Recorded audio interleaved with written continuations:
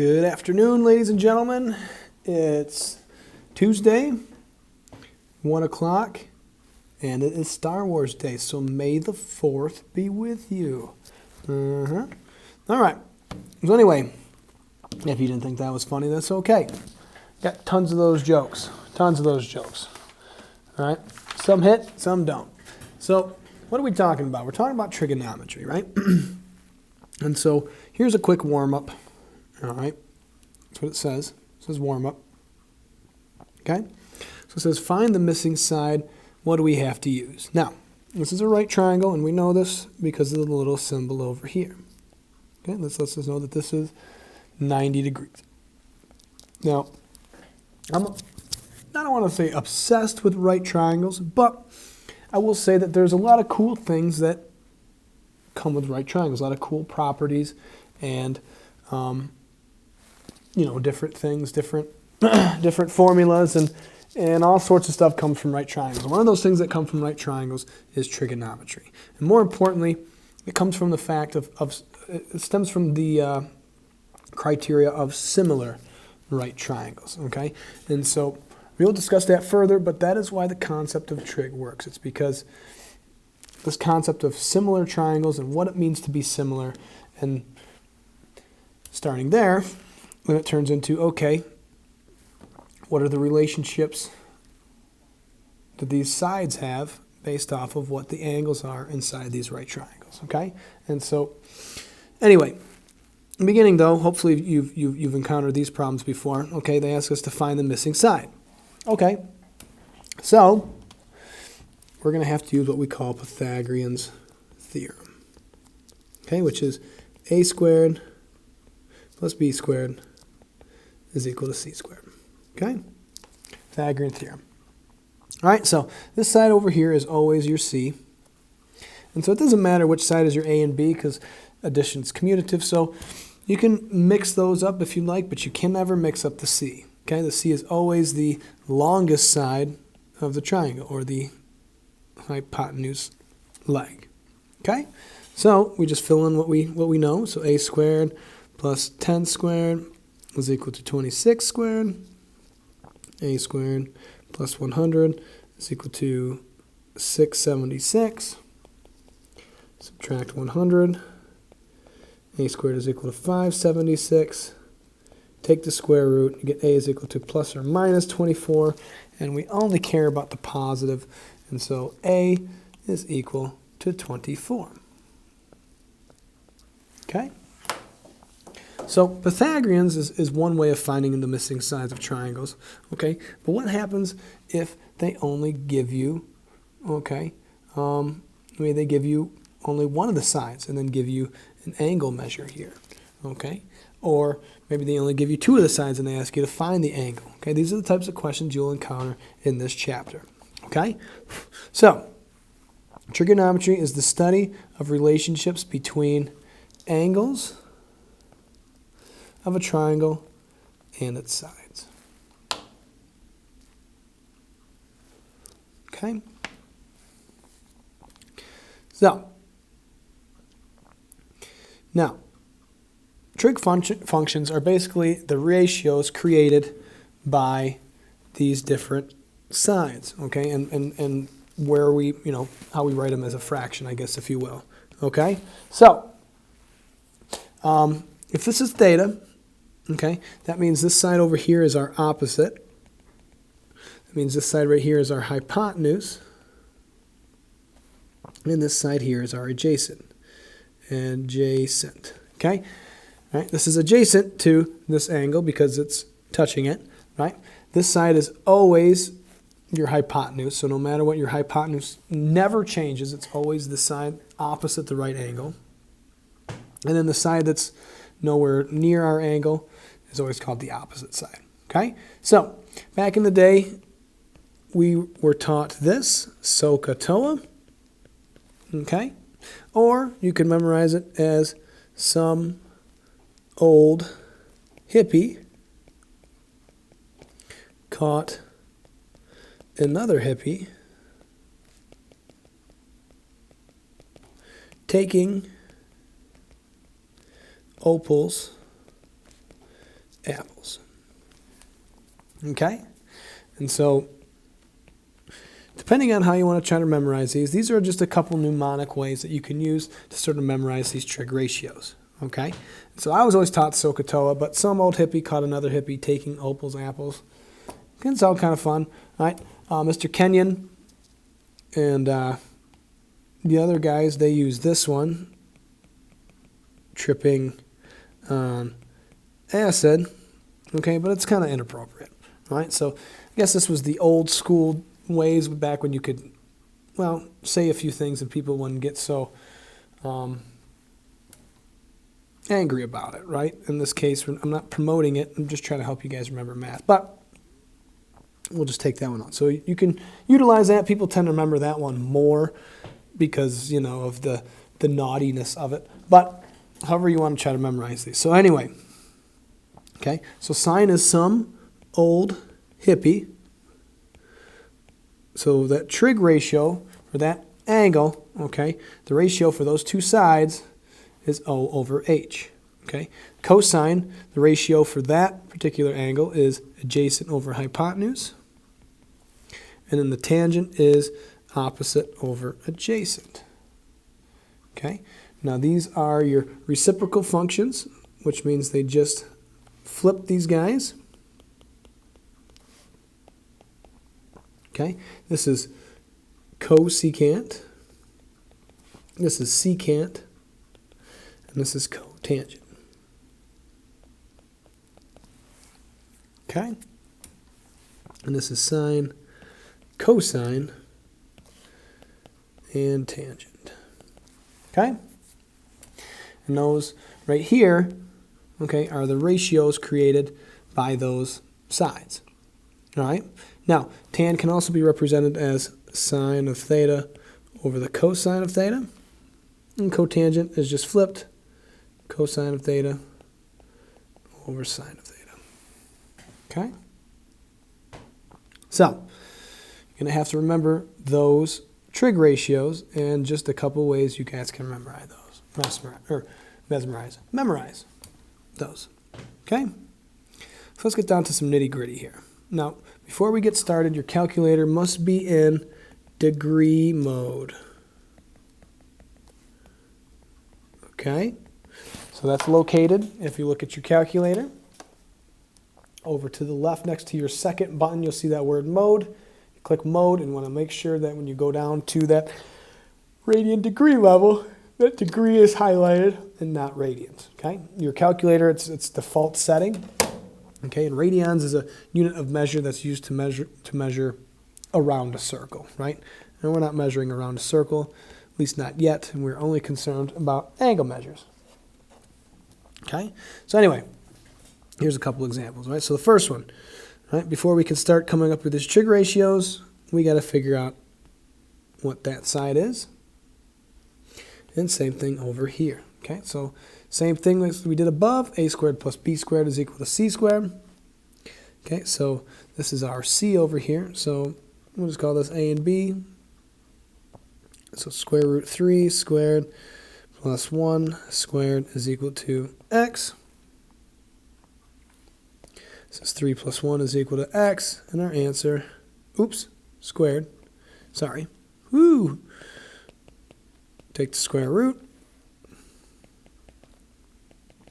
plus or minus 2, and we only care about the plus version. So this measure is 2.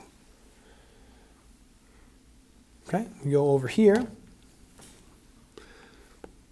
try to find our y, so we'll go 4 squared plus y squared is equal to 8 squared.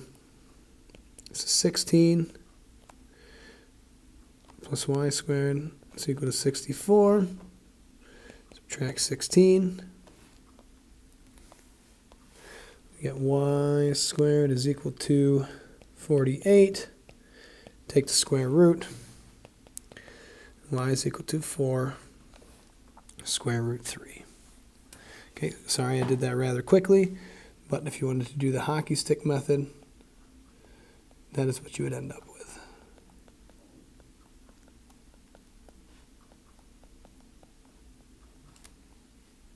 Okay. All right. Anyway, so that's this length right here, 4 square root 3. Now, let's finally put in all these trig ratios. Okay, so in the first one, we'll just call this guy A, call this guy B.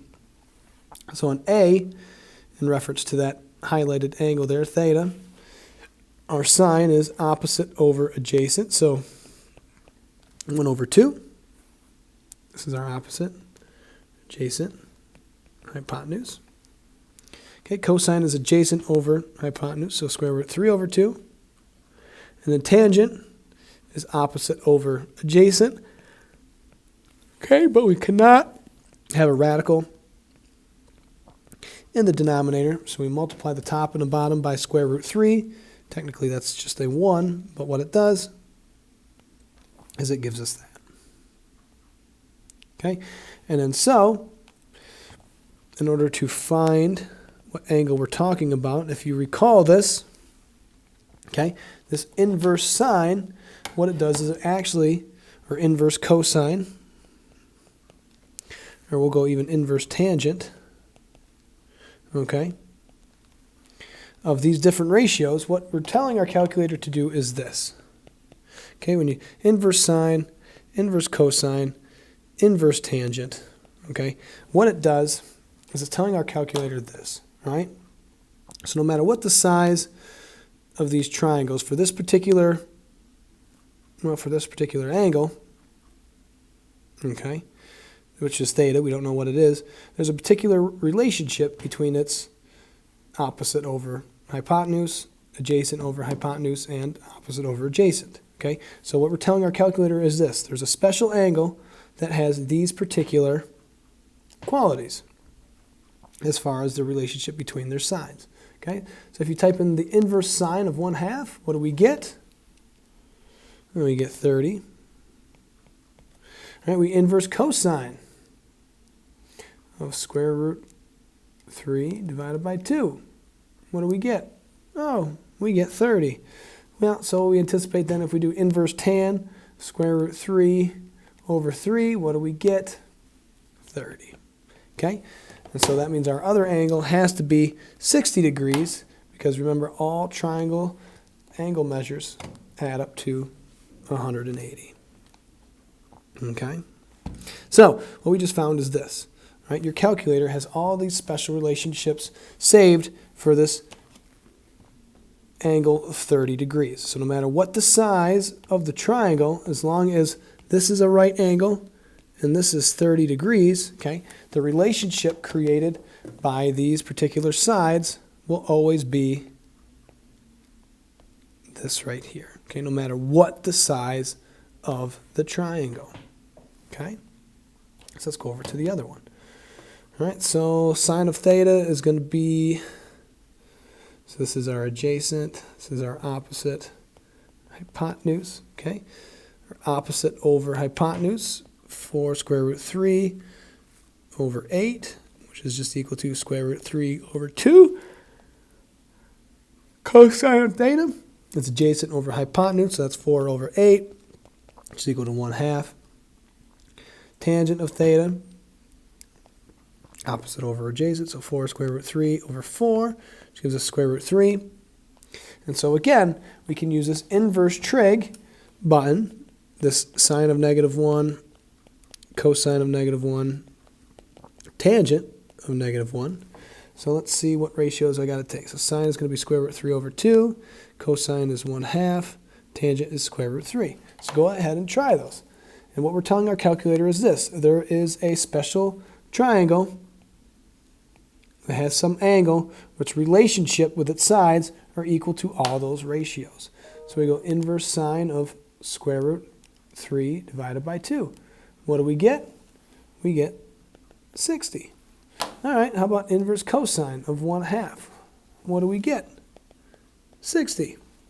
And inverse tan, without further ado, what should we expect? 60. Okay? So what's cool is your calculator has all this stuff sort of saved in such a manner that we can tell it, hey, I got this ratio here from these two sides, your opposite over hypotenuse, blah, blah, blah.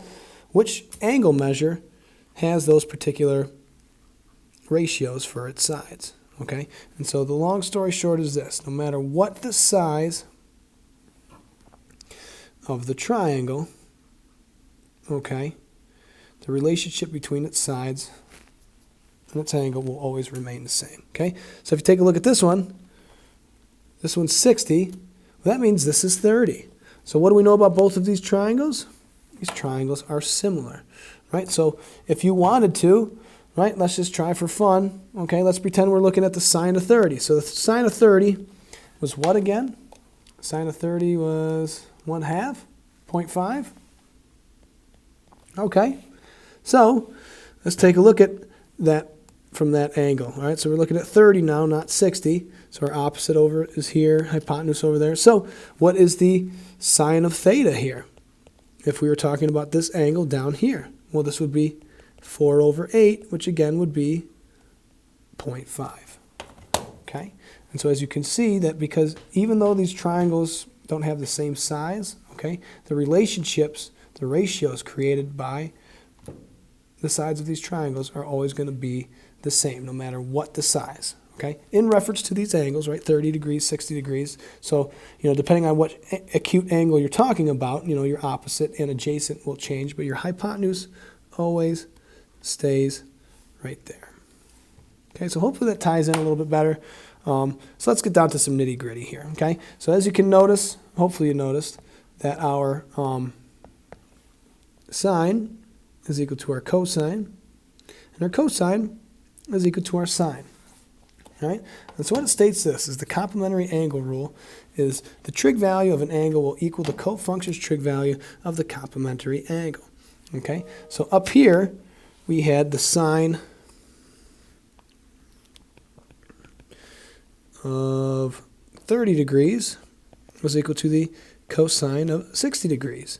And we also had the cosine of 30 degrees is equal to the sine of 60 degrees. Notice we got sine and cosine. Okay, so the cofunction of sine is cosine, and that would have to be 20. Okay, because notice that 30 and 60 both add up to 90.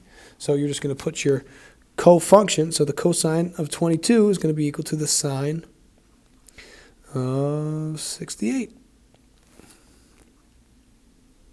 Okay, the tan of 40 is equal to the cotangent of 50. The secant of 10 is equal to the cosecant of 80. And the cotangent of 32 is equal to the tangent of 58. Okay, if you don't believe me, you can go ahead and check those in your calculator, and you'll see that you get the same value. And again, you've got to remember, this is just some ratio saved in our calculator. Okay, your calculator has all this stuff saved, right? And what it's saying here is I got an angle measure of, so if you look at the first one, we got an angle measure of 70 degrees. Okay, so the relationship for its opposite over hypotenuse will be the same no matter what the size of the triangle. Okay, as long as you have 70 here, right degree there, your opposite over hypotenuse will always be whatever that comes out to be. In this case, the sine of 70 is 0.93. 96 something. Okay? So anyway, let's get down to some nitty gritty here. Okay? And we'll call it a day. So, this piece right here, right, we're looking to solve for this guy. So they give us the angle. Right? So this is our opposite. This is our hypotenuse. So I'm going to go to the sine of 37 degrees is equal to 11 over x. Now, sine of 37 is actually a number, right? Sine of 37 is 0.60181, okay? But, so what it's saying here is, what value does this have to be to ensure that we get this ratio of, what do I have to divide 11 to be to make sure we get this 0.60181 ratio for this 37 degree angle, right? So, in order to solve this, multiply by x. Cancel, so we get x times the sine of 37 is equal to 11. Divide by the sine of 37. And x is equal to, so 11 divided by sine of, to make sure it's in degree mode, 18.3. Okay? So now, this side here is 18.3. 18.3. So if you go 11 divided by 18.3, we get the same ratio as we would if we took the sine of 37 degrees. Okay, pretty close. 0.601. We're getting the first 3 digits. And I say that's pretty close. Okay, so going over here to the next one. Again, here's the angle in reference. This is our opposite side. This is our adjacent. So we're going to have to use the tangent. 42 is equal to x over 13. Multiply by 13.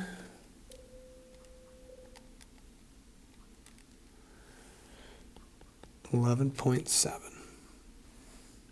Okay, going down here, reference of 20. So this is our hypotenuse. This is our adjacent. So we're going to have to use cosine. So the cosine of 20 is equal to x over 12. Multiply by 12.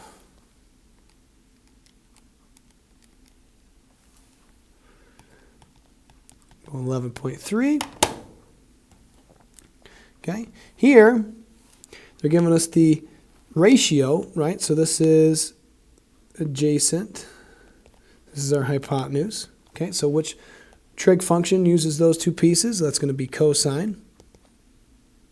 This is going to be 6 over 9. Never mind simplifying this. And so what we're going to do now is your calculator has a special button that, okay, so sometimes it'll give you the ratio, and sometimes we can give our calculator the exact ratio. And when you use inverse cosine, what it does, it says, all right, Mr. Calculator, I got this ratio 6 over 9. Okay, what does the angle have to be? What does this angle have to be in order to ensure that I get that ratio of 1/3, right, between its adjacent and hypotenuse side? So what do the side lengths, or I'm sorry, what does this angle measure have to be in order to correlate with those side lengths? And so when you use the inverse cosine, what we're doing is we're saying, hey, we got this ratio. Okay, what angle does this guy have to be? So inverse cosine, 6 over 9. We're going to round it to the nearest degree. We'll round to the nearest tenth. So theta is equal to 48.2. Okay? So now, I want everybody to take the cosine of 48.2. Let's do it. Cosine of 48.2. All right, when you do so, you get 0.6666. What?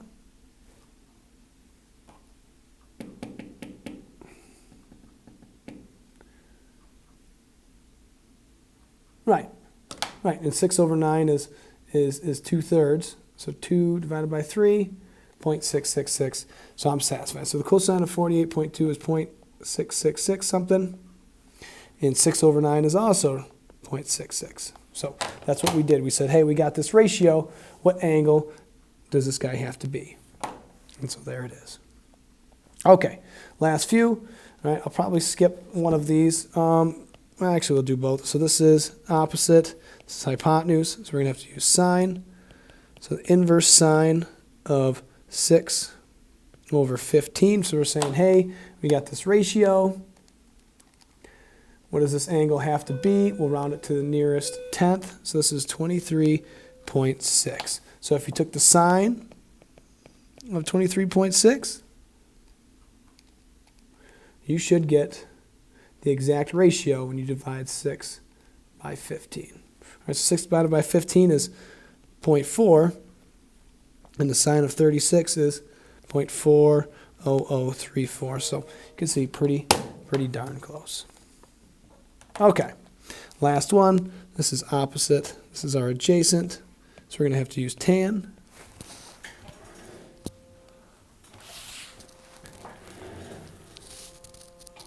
People are calling me. I don't know. Good Lord, man. I'm just trying to finish this video. So tan of, so inverse tan, 13 over 4. So we're saying, okay, take this ratio.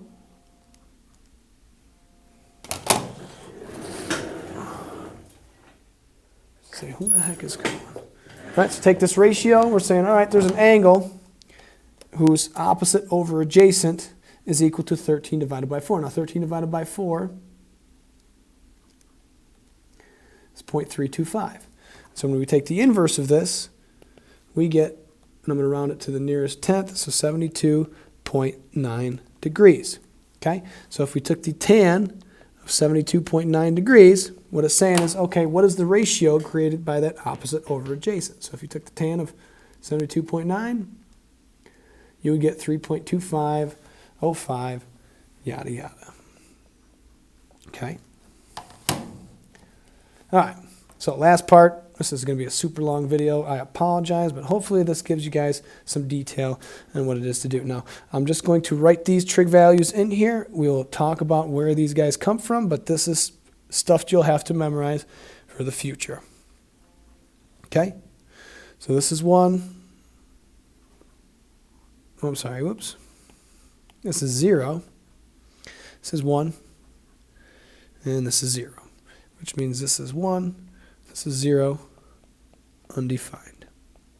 Okay, these values are square root 2 over 2, square root 2 over 2, and remember tangent is just sine over cosine, sine of theta over cosine of theta, and square root 2 over 2 divided by square root 2 over 2, well, that's just going to be 1. All right, now those are the basic ones. If you can remember those, then these ones sort of come in eventually. So this is going to be over sine. This is going to be square root 3 over 3. This is 3 over 2. 1/2 square root 3. Okay? So, long lesson. Lot to cover there. A lot to take in. Okay? But hopefully this made a little sense. Okay?